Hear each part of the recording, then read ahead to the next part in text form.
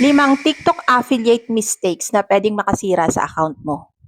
This is Leah and I'm a virtual assistant for over 9 years and at the same time, I'm a TikTok affiliate. Hindi pa ganun kalaki yung mga followers ko, pero I'm proud to say na kumikita na rin ako dito. Kaya naman, isi-share ko sa inyo yung mga tips para sa mga baguhan or mga newbies na gustong kumita rin dito sa TikTok. Gusto mong kumita sa TikTok affiliate? Huwag mong gawin ang 5 violations na to dahil pwedeng malimit ang account mo or mawalan ka ng commissions. Number 1, huwag magbigay ng misleading claims. Huwag mag-overpromise para lang makabenta. Example, guaranteed na puputi ka in just 7 days or 100% effective sa lahat. Kapag hindi kayang patunayan ang claims mo, maaaring ma-flag ang video mo. Mas okay na i-share mo ang actual experience mo or features ng products kaysa gumawa ka ng exaggerated claims.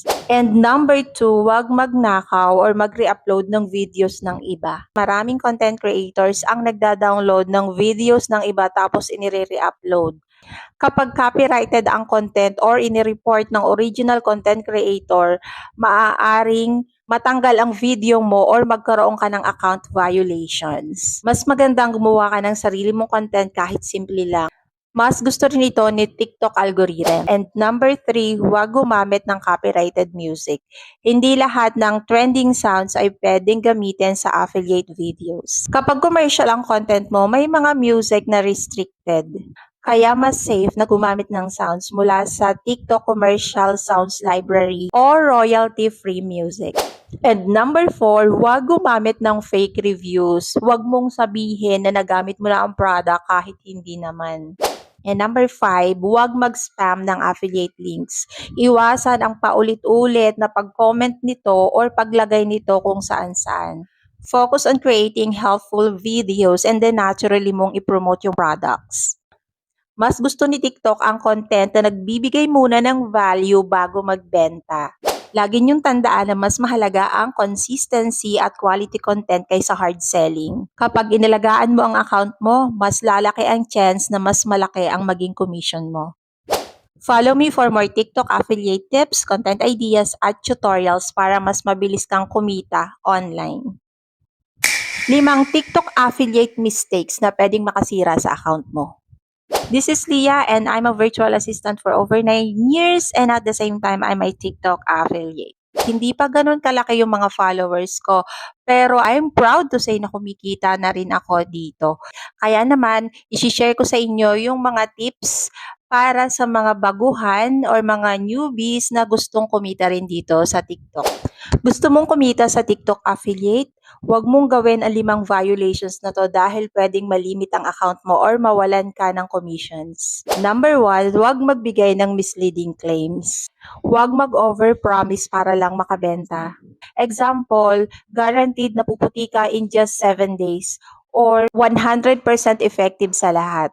Kapag hindi kayang patunayan ang claims mo, maaaring ma-flag ang video mo. Mas okay na i-share mo ang actual experience mo or features ng products kaysa gumawa ka ng exaggerated claims. And number 2, huwag magnakaw or mag-re-upload ng videos ng iba. Maraming content creators ang nagda-download ng videos ng iba tapos inire-re-upload. Kapag copyrighted ang content or inireport ng original content creator, maaaring matanggal ang video mo or magkaroon ka ng account violations. Mas magandang gumawa ka ng sarili mong content kahit simple lang. Mas gusto rin ito ni TikTok algorithm. And number 3, huwag gumamit ng copyrighted music. Hindi lahat ng trending sounds ay pwedeng gamitin sa affiliate videos. Kapag commercial ang content mo, may mga music na restricted. Kaya mas safe na gumamit ng sounds mula sa TikTok Commercial Sounds Library or royalty-free music. And number 4, huwag gumamit ng fake reviews. Huwag mong sabihin na nagamit mo na ang product kahit hindi naman. And number 5, huwag mag-spam ng affiliate links. Iwasan ang paulit-ulit na pag-comment nito or paglagay nito kung saan-saan. Focus on creating helpful videos and then naturally mong i-promote yung products. Mas gusto ni TikTok ang content na nagbibigay muna ng value bago magbenta.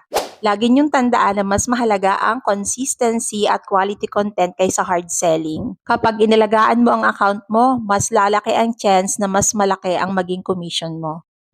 Follow me for more TikTok affiliate tips, content ideas at tutorials para mas mabilis kang kumita online.